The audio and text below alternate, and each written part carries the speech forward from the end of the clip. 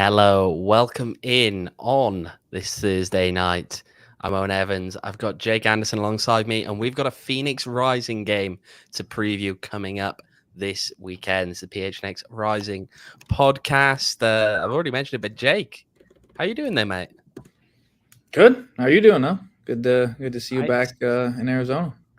yeah, it's nice to be back and not feel like it's constantly jumping from one place to another, even though there is, of course, another away game coming up this weekend. They'll be heading up to Vegas this weekend. We've got a lot to get through today. It's a good thing we started this one on time, of course. The miracle, no Max. We start things on time. Figure Can that. you believe it? Figure that. I mean, that's almost the biggest shock here of them all, to be honest. But yeah, let's kick this one off, and we're going to start, I think, with a bit of a focus on Phoenix Rising overall and where this team is right now. Of course, Jake, we spoke about we spoke about this in a very dismal, I think, post game show after the Seattle Sounders fixture last week, and obviously not in the best of moods at that point. A late winner for Seattle. Since then, Rising traveled up to Indy, took a lead there, threw it away again. Just if you had to think big picture right now, Jake, and sum it up as succinctly as you possibly could, what are your thoughts on just where this team is overall right now and where they are in terms of achieving their goals? I've been using this exact verbiage to people who don't necessarily follow Rising the way we do, or even the fans do. They know, it's the hometown team. I just say they're the definition of average. They are good against bad teams, not so good against the good teams, and then the teams that are right around them, it's a coin flip. Sometimes they win, sometimes they lose. And look where they are on the table. It reflects that they are slightly above average. Like it's just the inconsistency, and I think that's the definition of average. It's we don't know from week in, week in, and week out. Excuse me. Is this going to be a team we expect to get 3 points, or is it kind of going to be where you throw out a lineup where Ryan Flood is your main striker? Like it's kind of just, and I understand there's a lot of circumstances around that, but still, like to have the inconsistency of the lineup itself, I think is also aiding to the inconsistency of play. So if I think we could just see consistency, whether that's good or bad, we would have a better idea of what this team can actually do. Yeah, it does feel a bit Jekyll and Hyde, doesn't it? And even I think some of these changes are forced, some of them are not so forced. Obviously, you get into weekends like you had last weekend, and maybe some players are a little bit in need of rest, other players maybe not in need of rest, and a lot of changes get made, and it's always a balancing act, obviously, when you have those long weeks and you have multiple games, but just it's a tough one. It's a tough one in terms of how you balance that in general. I mean, but even when you look outside of those weeks, I think we've seen, and you are right, we've seen a lot of inconsistencies in lineups going from week to week, even when there isn't necessarily the same pressure on, almost as though we were expecting, and I feel as though that Rhode Island game in particular was one of the better performances that we saw from this team. And I think coming out of that one, a lot of us kind of stopped and said, okay, maybe this is the team. Maybe this is the 11 that you go with. This is the first choice. And you see how that goes. And then it wasn't. That isn't the way that they settled down. They didn't settle down in that way. And so you just carry on with this kind of slight change, slight tweak week in, week out. And it feels as though, I mean, I still can't define what this team's number 111 is at this point. Because Yeah, that's again, fair. there's just that slight tweaking constantly. I mean, when you look at the back line right now, who do you start even in that? I mean, you have White, you have Stenberg, you have Traore, you have Fuenmayor. That's before you even get on to Padmar Boy, who's seen his role diminish as the season has gone on, which we kind of partly expected because of players coming back from injury, but not necessarily to the extent it did given his early season performances. I'm not sure who you point to in those. Yeah, the midfield, I mean Renzo, but I still don't know whether the first choice alongside him is Jose or Julio. I don't think we've really established that at this point. Out wide, it feels as though the first choice is probably Edgardo, Rito, and Juan Carlos Azucar. Obviously, Gabby Torres has had injury problems in the past, so it's not really a surprise to see those kind of, you know, less minutes maybe for him and see how that all works out. And then you look at the forward line. Of course, Remy Cabral leads the line. We'll get onto that later on, I'm sure, about the forward situation and how that all is coming together or not coming together. But behind him, yeah, you probably start Panos Amanakis, but do you play Quajo? Do you play Varela? I mean, you even have the option to play guys like Gallardo in those roles. Now that he's back, do you look at Darius Formella? To Andrew's comment, and then Gabby is not injured, no, but he does have a long history of injuries. And has had a few with this team. So look, it's I still don't know as I name all those names. Even if an idea of an 11 that I would pick comes out, that's not the 11 that we're seeing picked week in, week out, save for, suspensions, injuries, and whatnot. So you're right. This club feels as though it's at the moment still lacking enough of an identity in terms of its 11 to really be able to put in consistent performances. So I had this like aha ding moment in my head Saturday watching the game at my house. Obviously, you were there. And it dawned on me, and I think we talked a little bit about this when we were in Seattle together.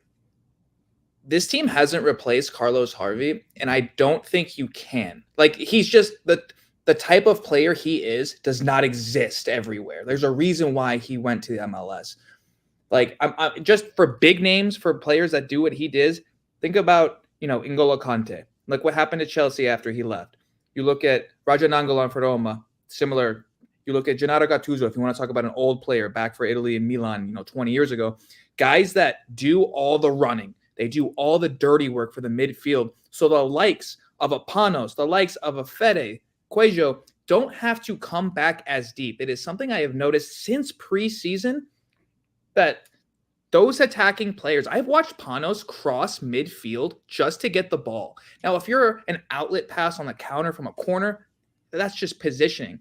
But to me, I don't think there's a reason why when you have two defensive holding midfielders, two wingers who are going to be going up the field, and then two 10s, why one of those number 10s has to come behind the midfield in the buildup. I think that's way too much ground to cover for Panos, Fede, Quajo. And it's what they can do best. Like, I know you're going to smile at this analogy, but like, you can't drive a Porsche like a Fiat, man. Like, you can't drive a Ferrari the same way you would drive a Fiat. Like, what do those cars do? What do the sport cars do? What do the attacking players do best? Final third. Get into the final third. Create. If you're asking them to do that from the midfield third, the middle third, think about all the ground that has to be then made up when last year a Carlos Harvey and a Renzo or a Carlos and a Jose could get Panos the ball in the final third, could get Fede the ball in the final third, get Emmy the ball in the final third, and create from there. And I don't really know what the solution is because a Carlos Harvey doesn't exist, and I don't really know how you can recreate him because what he does is just run. I know he gets a lot of yellows, but you can't take away those legs and then try to recreate it. And I think that's the struggle we're seeing in the midfield right now. Yeah, and look, at the end of the day, when you don't have, I mean, it's not even a question of, we know you're not going to replace Carlos Harvey in the same way you're unlikely to replace Danny Trejo, right? You look for elements of them that you can replace and find ways to distribute things. But the problem you have more than anything is just that, again, I mean, we see flashes of it maybe from Julio from time to time. We see flashes of it from Renzo. We don't see consistently players that are willing to drive the ball, I think, forward to the amount that's really needed from that midfield. Now, that's something we've said from pretty much the start of this season, from the preseason, even, to be perfectly honest. As you look at this team and wonder about where is the drive coming from in there, and that's a large part of why those guys like Panos Amanakis, like Fede, like Emmy, have to drop back at times to try and get involved further back. But and you're right, it causes a lot of problems in there because how do you then turn that into real attacking threat? How do you turn that into something that's going to, actually break down some of these teams?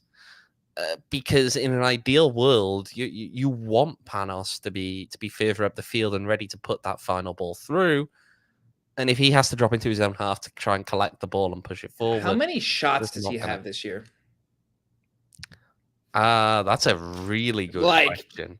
not a lot. That's And I think that just shows you where he's getting the ball on the pitch. I remember I texted you asking if I could get an average heat map for the year, and I wasn't able to do it. I just had to go game by game. But that's what I was getting at. I want to see, compared to last year, where are Panos, Fede, Emi, the attacking mids? Where are they this year compared to last year? And it's all in the middle third. More so than the attacking third compared to last year. But and that's just not going to work long run. Especially when you're dealing at times with more limited attacking options in terms of. I mean, again, you're relying on the fact that you have you got Remy Cabral fit and ready to go. Darius hasn't really done enough this season. To give you your numbers, by the way, that you're wondering, Panos Amanak has 8 shots, 3 on target. Emi Quaisho 7, 4 on target, and Fede Varela has 12, 10 on target. So yeah, I mean, and again, the perspective there for Panos, that's 8 shots in 11 games, 8 starts, 685 minutes. Because he's having to drop deeper, it's not really helping him to create opportunities. I mean, yeah, he's still creating chances in there, but it's different. It's very different. It's very different. I will say, since people are going on at the moment in the chat, by the way, that if you are watching along on Twitter, but you want to engage in the chat with our fans, make sure to head over to the YouTube stream on PHNX Sports. So head over to YouTube. You can hop in the chat. We get to see then a lot easier what it is that you're saying, and we can potentially throw some things up and chat about some of the other things there. We do have a comment from Banditas Blue, who literally just came in. This is there's a couple in there. One talking about Kev Lambert. Should Rising have gone for him? He's no Carlos, but would have made a difference to this midfield. I do understand that one. Obviously, San Antonio not having the easiest of seasons that they're going on right now. But again, yeah, he's someone who knows this club quite well, who does have a little bit more to him than just being, I think, a very defensive-minded Midfield player. or center back. Exactly, but even then, I wonder if with this team which one he would play. Obviously, we saw him transition more to centre back last year. He probably would fit into the midfield a bit more this year. The other question there is the failure to replace Carlos and Arteaga a reflection of the lack of football experience within our recruitment team. It's a little bit more of a that's a deeper question. Not something necessarily get into too well today, but food for thought, of course. And comment in there from Andrew about, we need some speed. I think we could use Skiers, Dorothy Otto as runners. Yeah, no, completely understandable. To answer Bandito's Bluebird, I think they tried to replace Carlos with Julio the best they could. They straight up didn't try to replace the 2 strikers they lost because they only brought in 1 guy. Yeah. And I know Brandon has said on Twitter about what about the guy that led your attack in the postseason? And I understand that, but he was already on your team. And the fear we had in the preseason literally came to fruition in the last few weeks, where we thought it might have been an injury or yellow. Happened to be he became a father, right? But you lost Darius for a little bit and you didn't have a backup striker. That's what we were talking about preseason. Just to answer those questions from Bandito's Bluebird as quickly as possible.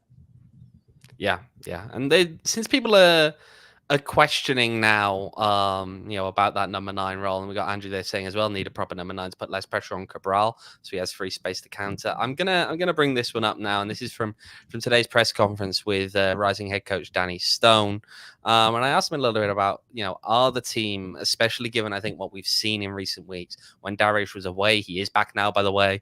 He is back in training with the team, and the comment from Danny is that he's fit and in good shape, but the question I put to Danny was, are you looking now for potentially another forward to bring in? Has this underscored the need for that? And here's what he had to say about the search for a new forward. the club, I think, are always looking at potential options without ever saying we're in trouble here and this is something that is a make or break. You've heard me say many times, and I mean this when I say these words.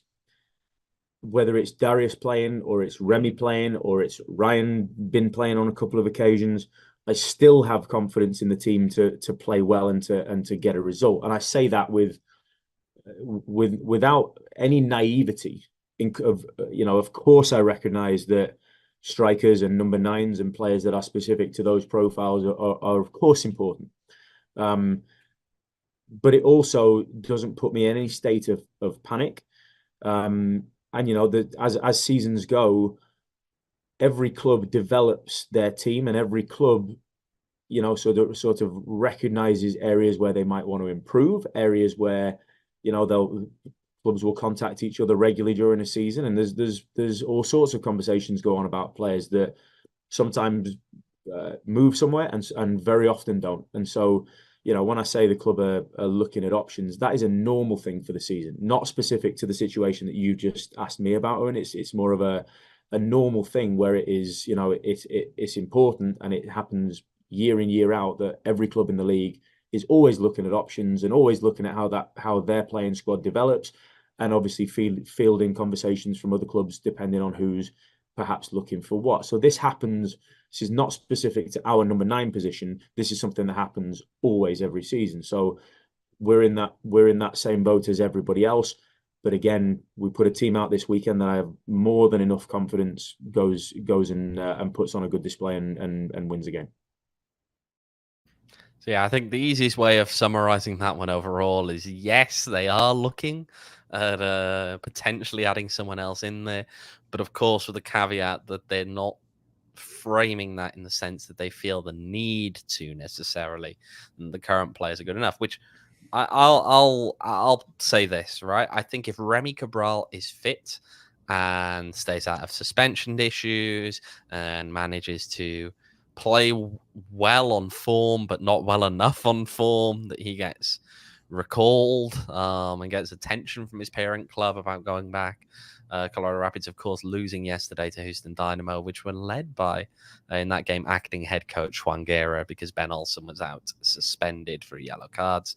But I just feel as though there's a lot of factors that have to go into it right now, whereby either certain players have to step up and play a lot better, or you really, really have to get lucky in terms of what you're going to get out of Remy Cabral to really consistently be able to play at the kind of high level that you need to be competing in the kind of positions that this team wants to compete in.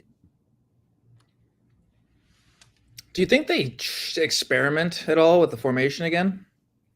Because I'm looking at the schedule. You don't have a Wednesday game for a long time. So short week's not going to be an issue. And like you said, it just matters if he's fit and he's not suspended. He's a forward, so I don't really see how he gets suspended unless he takes his shirt off 5 times or whatever. But it's not all. I mean, Arteaga got himself sent off multiple times. So, but you mean the one that was 15 minutes into a game when he gave someone a nice little elbow? Yeah, it was great that. But yeah, it's. I mean, with the definition of insanity, right? You do the same thing over and over, expecting different results. You can't just keep rolling out the same strategy and the same lineup, right? Because you're not getting consistent results. But again, I guess as we were talking about earlier, haven't been playing consistent lineups. It's difficult because I would have loved to have seen what this team did with Darish having to lead the attack for those 2 games where you had to sit Remy because it was too many minutes and too many days. Darish has been away from the team for a little bit. It's going to take him a little bit to get back up to speed. And then he's a striker. We all know how confident based these guys are. You haven't played, right? I mean, you could come in and play well, but I highly doubt it given the lack of consistency in his own playing time, given where he hasn't been with the team.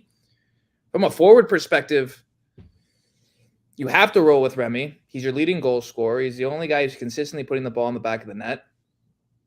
I don't think it's going to be an issue fitness-wise, but as you said, if he gets hot and Colorado decides we need him, or they have an injury and they need someone, I mean, now you're back to almost square -1. Not even square 1 or 0. You're almost back to your preseason where you lost him and you didn't have him, and it's like we only have Darish and Gallardo. Like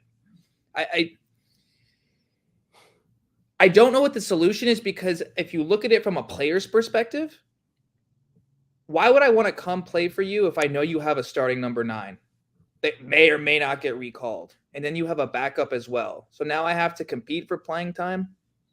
So then do you go for another MLS loanee? Do you try to find another USL guy that would that's be not the playing? one you'd have thought that realistically the guy you're going to find is going to be most perhaps willing to be that kind of backup is probably going to have to be someone, a youngster who's probably been playing with an MLS Next Pro team, and you look at it and go, okay, they're ready for a next step up, and the next step up is trying to compete with someone like Remy Cabral, and show that they can do that week in, week out in a much more challenging environment, in the sense that you are, leaving behind what is effectively the pinnacle of academy football for playing with grown men in stadiums that people actually care about and fill out, and in a much more challenging environment. That's what you'd have thought presumably you've got to look for if you're looking for someone to come in that kind of a role as.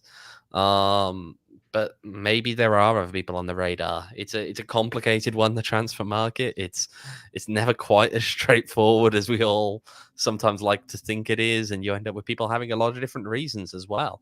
I mean, Patrick Rakowski is a perfect example, right? Who really wants to be a backup goalkeeper? It's not a role you really want, but at the same time, this is where he lives in the off season, so it's something that's attractive to be somewhat at home throughout the entirety of the year. Little things like that can of course always make the difference, and you never know. I will say there's another question in here. Is it time to give Ryan Flood a game at a position he prefers, wing back or winger? I'd say it's more, if they're playing in the 3-5 formation, then yeah, have him be left wing back. I mean, I don't want him playing center back. There's a lot of better center backs on the team. Would agree. The wing back winger position is kind of the same for this team, right? It's not a 4-3-3 where there's a definitive winger offensively. I mean, as you said at the beginning of the podcast, I like Mazukar and Rito as my number 1 starters, but Gabby's been inconsistent. He hasn't been healthy, which doesn't help, right? So I mean, I would like to see him. I mean, we've seen what he can do from the left side. I didn't love him up top. I know he had a successful season in Ireland, but I don't like him defensively either. Like, I think he's like just a left midfielder, honestly. Yeah. I mean, and again, right, I think despite what Danny said in his answer today, I think we've seen, to be perfectly frank, enough of the Ryan Flood up top kind of experiment there, in terms of what he has, or should I say hasn't done in those positions. Yeah, it's not realistically a solution that you can look to, I think, beyond an absolute disaster in any given game that you'd want to slide him in there. One point I want to follow up on about the academy potential, prospect target.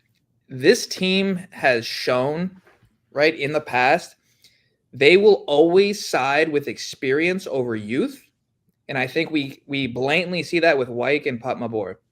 I think Pat Maboy has been much better in his time on the field than Wyke has, but Wyke is very, very experienced. He's played in MLS, he's played in USL, he's played midfield, he's played defense, whereas Pat Maboy will get there eventually, right? So to me, I just don't see this team reaching out for a 19, 20, 21-year-old academy, right? Like a MLS Next Pro. Like Remy was there last year, right? But Remy's what, 24?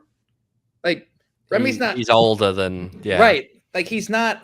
Like I get they're all men. Not the youngster in there. I get they're all men because they're over 18, but like you see when you see Remy in person, you go, wow, like that's a big motherfucker. Like when you saw Pop My Boy for the first time, you're like, that's a NFL defensive back. Like those are grown ass men, right? And I think that might be something that Rising just loves, is just the physicality. I mean, I hate to say, but like Niall Dunn never got a run really, right? He played one game away to Vegas. Right. And it's like consistently injured and never really got his chance. No, but right. And then we saw a 14-year-old play once, right? And then now he's no longer with the club. And so it's kind of like, I'm just not sold on a youngster coming in. This club has shown that they side away from that.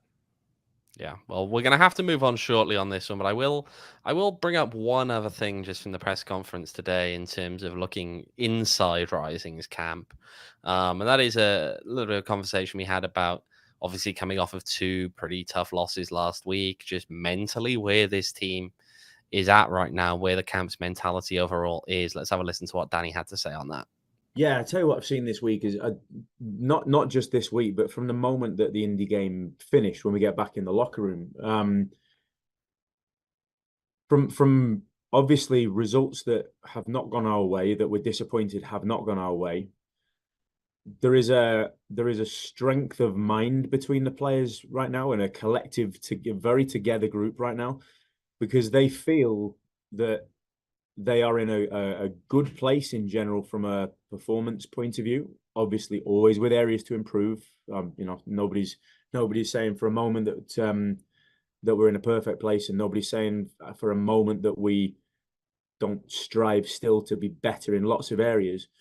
But if I'm honest with you, my perception from the week, and I think the players' feeling from the week as well, is that some of the performance that they gave over from between Seattle and then a tough third game in Indy deserved maybe more than they got from a performance point of view. And the target then becomes, we have to find ways in those moments, in those games, to reward ourselves for what we feel was actually a week that was approached well overall. So there is a combination, I would say, of frustration and no satisfaction, but at the same time, a very together group and a good spirit amongst them. And honestly, it's one of those weeks where what I feel this week now in the group is a group that says, right, moving forwards, we have more to get now. We have more to go after now. We're not satisfied, and we now push together, and we push further. So there was Danny then talking about the mentality within the group and where they're at mentally in general. What I will say is I think knowing the players that are in this squad and knowing the kind of personalities that are in this squad, while they can definitely channel that frustration from previous weeks into perhaps a better performance this weekend, perhaps better results down the line, there's also a very real risk that if a prolonged slide was to occur, that things could take a little bit of a turn. It's not really a surprise to anybody that there are egos in this locker room. There are quite a few egos in this locker room, and that's not a secret. Anyone who knows these guys, anyone who's spoken about it, and it's not necessarily a bad thing either. But at some point, when results don't go your way, when things aren't going as well as they could be on the field, you end up in awkward situations with some of those egos. And for Rising now, I think these next few weeks are going to be pretty important in terms of making sure that there isn't any negative turn, I'd say, on that front. I'm looking at the schedule right now. I mean, we're talking about bad results, but I mean, in all honesty, did we expect them to beat Seattle or beat Indy? I think it's more so how the games went, right? They were winning in both, and they give away penalties for equalizers, and then they end up giving away the, at death with Seattle, a free kick into the sun in Indy. And I'm looking at the schedule for this month, right? You got Las Vegas, Orange County, El Paso, which you need some results in there for sure. But then you host Charleston, and then you go to Memphis. So if you're looking at that, I don't necessarily know if the end of the month is going to be your friend. And I think there's a lot of emphasis on these next few matches because Las Vegas is right behind you, OC is right behind you, and El Paso is terrible. So it's However, El Paso have a new manager as well. That's the right. And the new complication. manager thing works early. And then if it works long term, obviously that it's a good decision. But never count out a team that's changing managers early on because you don't know what to expect if they're going to change anything at all. But there's a lot of pressure riding now on these matches because these are the ones that you have to perform. This is going back to what I was saying about the inconsistency of the teams around you. So El Paso, you have to win. I don't care where you're playing it. You have to win. You are going to Las Vegas. This is a different team, and we'll get more into that in a sec. And then OC, right on you, but you're at home. So it's just, what is that? In the next 3 matches out of those 9 points, I mean, I would say, man, you need 6 or 7. Like I mean, 9 would be the best, right? But I'm not going to expect that. But I mean, you need a minimum. I think 5 would be bad. I think you need 6, at least. Yeah. No, it's well, it's kind of where you end up when you're a team that are expected to compete year after year. Is that you're going to get stretches that go like this? But if these questions are keeping you up at night, then maybe you need to chill out a little bit right before bedtime. And you know how you can chill out, Jake? You go check out our friends at OGs. Of course, if you're having a little bit of trouble getting to sleep because you're too busy thinking about how Phoenix Rising are going to set up the tactics for this weekend or resolve the depth problem up top. Of course, they got the sleep edition, but they've launched 2 new products. One of them made with live rosin, and another one is an RSO product. They got the OG's Naturals. They're vegan gummies made with live rosin. They're available in a sweet clementine flavor. They've also got the Big OG's gummies. That's a mega version of their Pegs Raspberry Orange RSO, Rick Simpsonol. It's one of the company's most popular products, and it's perforated into 10 slices, each of those slices with 10 milligrams of THC for a total of 100 milligrams of THC. That's why they call it the Big OGs. It's big. It's big. We keep saying that Max needs to do this sometime, and we'll just watch. I think there's some good content in this. Of course, we'll wait another 6 months for him to do that. Definitely. Of course, you should enjoy responsibly, but we're gonna mention that anyway. But of course, you can learn more about OG's gummies, where you can find them. Head on over to ogsbrands.com. That's OGEEZbrands.com. You can find them at your local dispensary, and of course, you must be 21 years or older to enjoy responsibly. And there's a big away game coming up this weekend, and we know there's a fair few people heading up on the Phoenix Rising season member bus, but if you're not doing that and you got to drive your way up there, you're going to have to fill up that tank a couple of times, I'm sure, over the course of the weekend. How are you going to do that, Jake? You're going to save some money by signing up for Circle K's new Inner Circle program. Not that new anymore, which is why if you haven't signed up already, I'm not quite sure what you're doing, but you should have already signed up. You're going to save 25 cents per gallon on those first 5 fill-ups, and you save 3 cents per gallon every day. So again, save yourself some money on that trip up to Vegas. If you're driving up there, and it's always a good time when Phoenix Rising go up to Cashman Field. Maybe.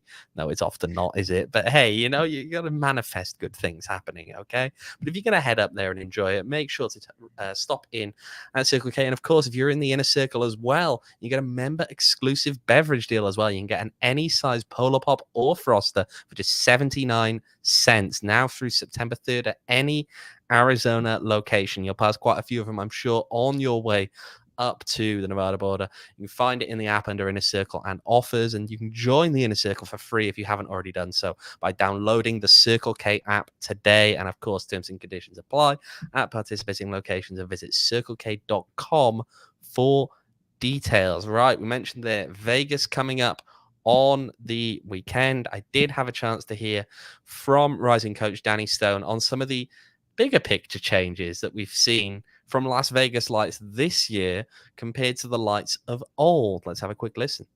Well, I mean, obviously, I have a very outside impression. Dennis and I have spoken a few times. Obviously, we saw them in preseason a little bit as well, and I had a chance to chat with Dennis then, which again, like I said, I've had a couple of chats with him during the season as well.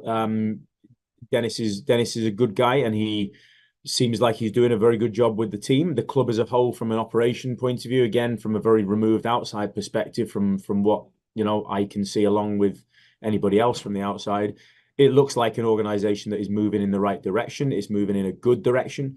Has added probably a little bit more stability and operation is what it seems like. It's maybe added a little bit more development in the club as a whole, as well as the playing staff.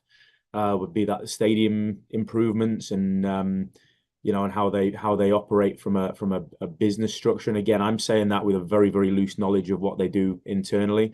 This is only my perception from the outside. So, it's wrong for me to try to draw too many conclusions in detail, but certainly what I see from the outside and what I see from the team more than anything, it certainly looks like a club that has made strides in an improved manner off the field and on the field as well.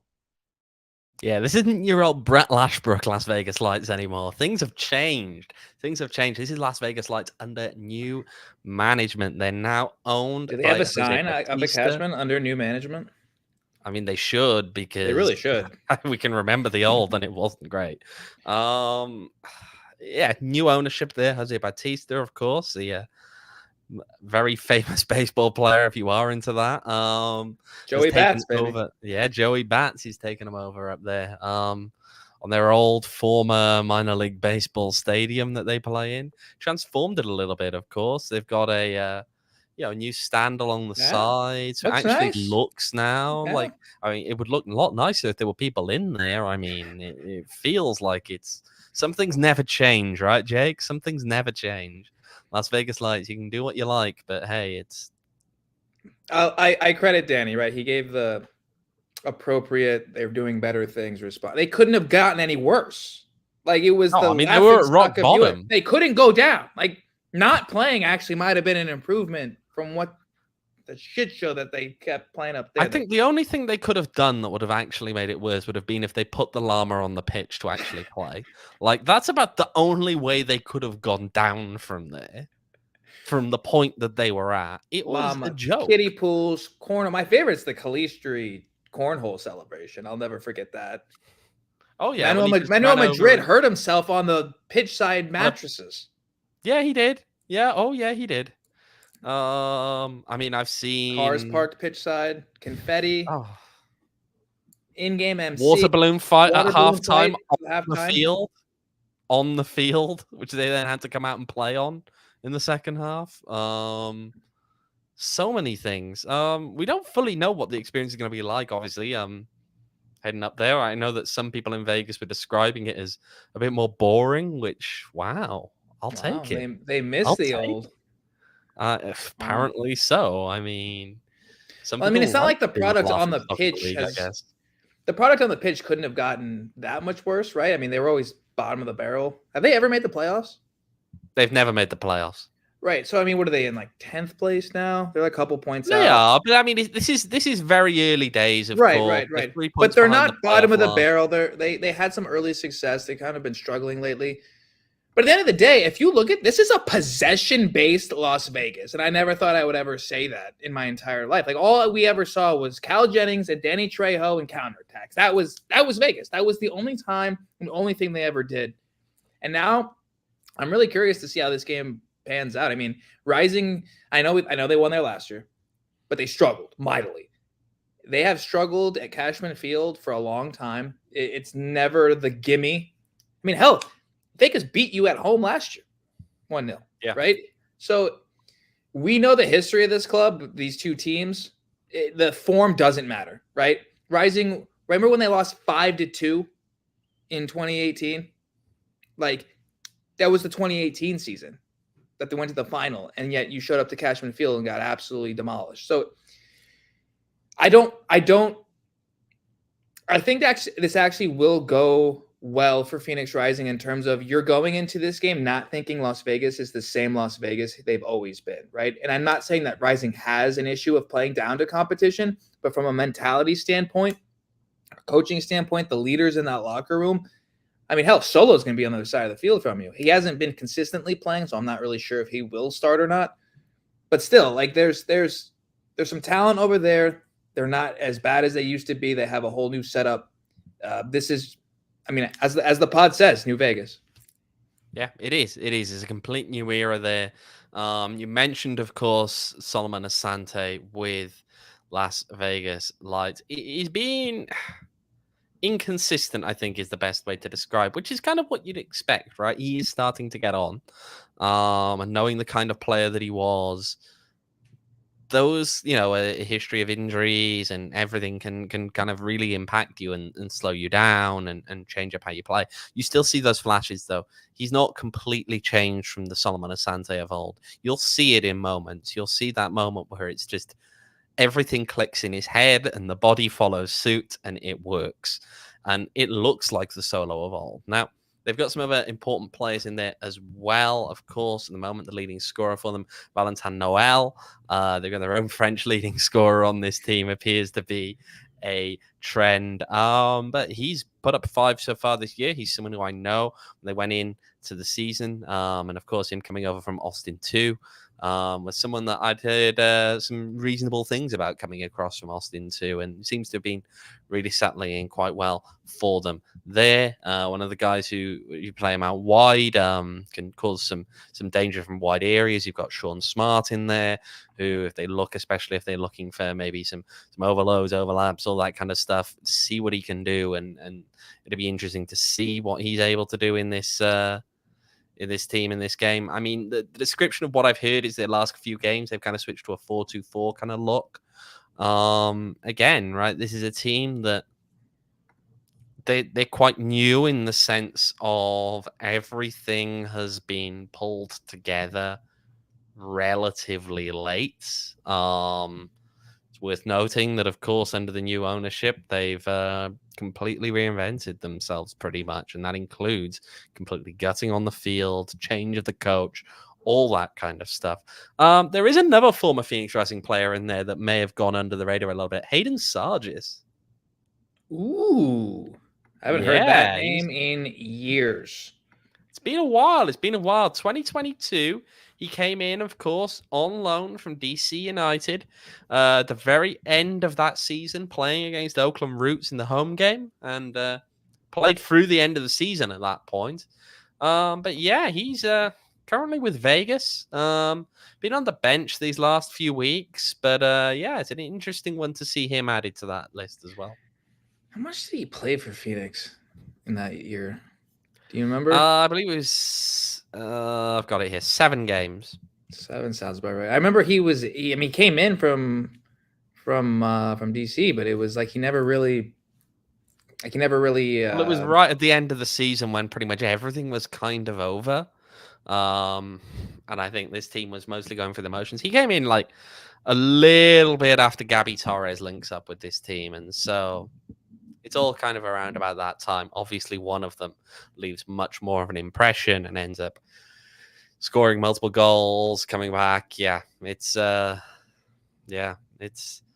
interesting. It's interesting to see some of these former players who you get very brief spells on loan and see where they go off to. I mean, Jose is another one, right? You're a Jose Donaciano who's currently at Oakland, right? It's he's been with Oakland, and it's always interesting to see those kind of guys who have their moments but don't really stick around. It seems to me that the guys that end up falling into that category tend to be the MLS guys.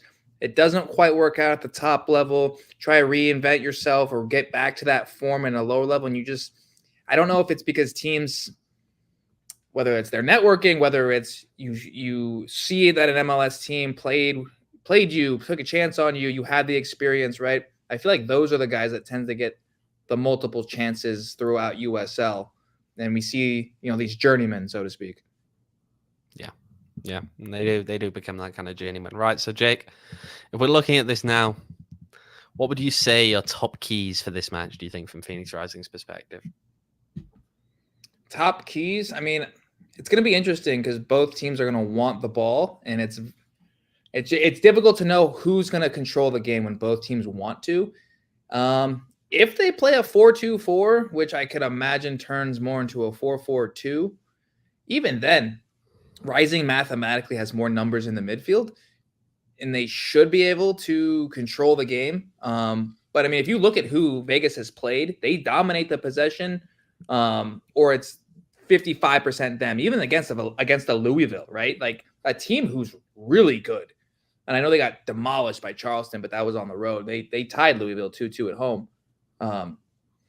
Control the midfield, no dumb mistakes, and capitalize on your chances. I know it's very, very basic, but that's all you have to do to keep yourself in a game. And this is footy. I mean, one bad bounce, anything can happen.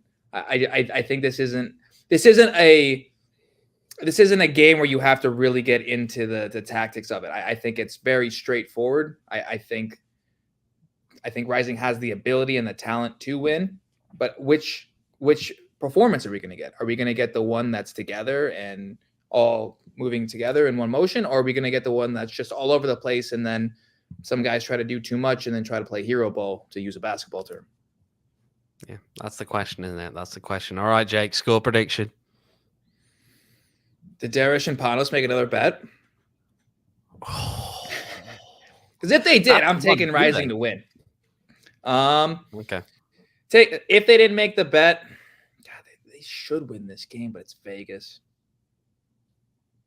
I'm gonna say 2-1 Phoenix. He's gonna go 2-1 Phoenix. If they don't give away a penalty, they will win this game. You know what? I think Rising scores more than that. I'm going to go 3-2 Phoenix. We're feeling confident today. Okay. Feeling confident today. It was 3-2 last year as well. It was. Yeah. We'll see. Throw in your predictions in the chat as well. I do see the Banditas Bluebird 1-0 Rising. It's going to be Remy Cabral with the goal. You got Andrew saying that Stenberg's going to score. Going to Pat saying that I'm on the source today. No, not at the moment. But I don't know, guys. What do you think is going to be the score? Let us know in there. But of course, for those of us making the trip up to Vegas this weekend, maybe, just maybe, the old refrain, it got a lot of attention last time we went up to Vegas. And we went on Rising's little bus trip. And maybe, just maybe, the same slogan is going to come out once again. And it could be, Max is buying beers. And if Max is going to provide beers for this trip, unfortunately, Max will not be able to join on the bus. But if Max was to provide beers for this bus trip, they'd probably be Four Peaks. Rumor has it that maybe a couple of boxes of the Bad Birdie Juicy Golden Ale could be making their way on the bus trip towards Vegas. So make sure to keep your eye out for that. Of course, the Bad Birdie Juicy Golden Ale is a new collaboration between Four Peaks and Bad Birdie. It is a very good beer. I've said it many times on this pod that it's probably replaced the WoW for me as the Four Peaks beer of choice to bring on this trip and to have, to be honest, at home as well after a game sometimes. And of course, at the 8th Street pub as well. When you go there, have it with some food. Always a good time. You can make sure to follow Four Peaks. You can follow them over on social at Four Peaks Brew and at Four Peaks Pub to get all of the latest on Arizona's premier craft brewery. And of course, remember that you must be 21 or older to drink Four Peaks. And of course, please enjoy responsibly. And somewhere else you can grab some Four Peaks if you're not on the bus up to Vegas. Of course, you can head on over to Valley Taproom. They've now got 2 locations. It's not just the original Gilbert location anymore. They have the Queen Creek location as well. Lots of fun stuff on the calendar as always. Music, food trucks, trivia, bingo, all kinds of fun events. And of course, the most important part, they have 30 rotating beer handles, which means if you're going there to drink, you're probably going to find something that you like to drink. They've got other stuff as well. They got the wines, meads, sours, ciders, and of course, they've got some bar food as well. You can check them out on socials at Valley Taproom. Of course, make sure to tell them if you go over there, say that put them on Max's tab. Definitely put them on Max's tab. They'll know what you mean. Put them on Max's tab. Max is buying beers. I think we should make this a thing again, don't you? I thought it was permanently a thing. It is a permanent thing. Yeah, we're not going to let him get away from his responsibilities, whether he's here or not. We are not letting him get away from his responsibilities here. Max Simpson is buying beers. Okay, right. So let's have a quick look around USL before we go. A couple of midweek games here. ALLCITY put 5 up on Detroit. 5-1 that one finishes at Lynn Family Stadium. And 0-0 between Monterey Bay and Charleston. Jake, we surprised at the 5-1 drubbing there from Louisville or no? I wasn't shocked that Louisville won, maybe 5-1. But I mean, Louisville at home and Detroit's terrible away. I didn't watch that game. I followed. I did end up watching the Charleston game. I don't know how Charleston didn't score. The second half was terrible. Awful. Like, it was not like it was literally like both teams decided to play like Phoenix did in the second half against Seattle. Like, neither team tried. Yeah. But yeah. It's midweek. Midweek always seems to be different than the weekend for whether it's the crowd, players' routine, whatever it is. The midweek's always a different animal. It is. Now you look up to a few games this weekend. Big slate on. Everyone on Saturday except for one game on Sunday. The Sunday game is Monterey Bay against New Mexico United. Saturday games, Hartford Athletic against Rhode Island. Laverne against Tulsa. Pittsburgh taking on Indy. Miami against Louisville. El Paso taking on Birmingham Legion. Colorado Springs against Oakland. San Antonio, who've struggled a lot this season for surprising reasons. Up against Memphis. Sac Republic, Tampa Bay. That's got to be the one to circle, surely, if you're looking for probably the most interesting of the games in terms of just two heavyweights in this league going up against each other. What about Monterrey to Mexico? I don't know if Monterey Bay they're up there at the moment, but I think they're a little bit more of a surprise. New Mexico have been interesting this year. I mean, no one really. I'm not definitely going to get a whole lot of love for them in this particular podcast and the chat that we've got. But yeah, they're surpassing expectations, and Greg Hurst has, of course, been a big part of that. And shout out to Greg, of course, a friend of the podcast and former Phoenix Rising player. But can we trade the international slot back for him? I don't think they'll take it. I mean, I'd love to have Greg right now. I think everyone would love to have Greg right now, to be perfectly honest. Yeah.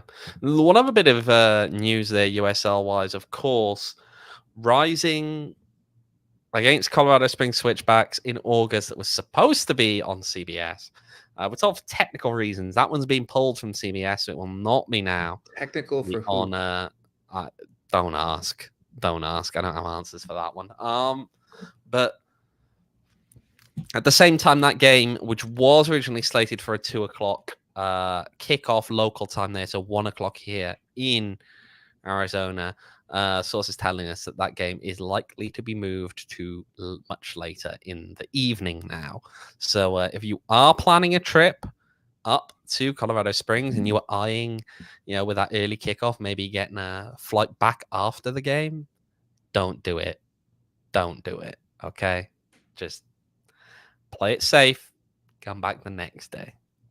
Because, as far as we can tell right now, that game will likely to be an evening kickoff instead of the afternoon kickoff that was originally scheduled. So, I know that some people, definitely a few of you making the trip up there. And, of course, if you are thinking about making the trip up, definitely do it. I'm hearing Max is going to be there as well. Max is doing an away game.